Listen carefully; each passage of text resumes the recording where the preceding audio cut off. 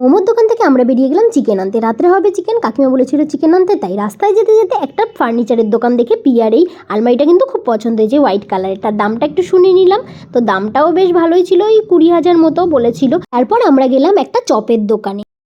হবে বলো, ঠিক কি না বলো?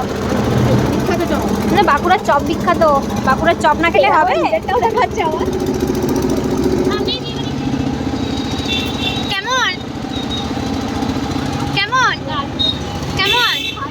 যেহেতু আমি ভেবেছিলাম চপ আমি খাবোই না, কাকিমা বললো একটা খেয়ে দেখ, এত দারুণ। তো সত্যিই দেখলাম যে এত ভালো লেগেছে। তারপর আবার গেলাম মোমোর দোকানে, কারণ কাকিমার জন্য মোমো নিয়ে যাব। তো তারপর আবার পিয়ারের স্যুপ খেতে ইচ্ছা করলো। স্যুপটা কিন্তু ফ্রিতে দেয়নি, স্যুপটা পুরো 5 টাকা নিয়েছে। তো 5 টাকায় ভাবো স্যুপও দিয়ে দিয়েছে আবার। সেটা আমরা খেয়ে নিয়ে তারপর সোজা চলে এলাম ঘরে।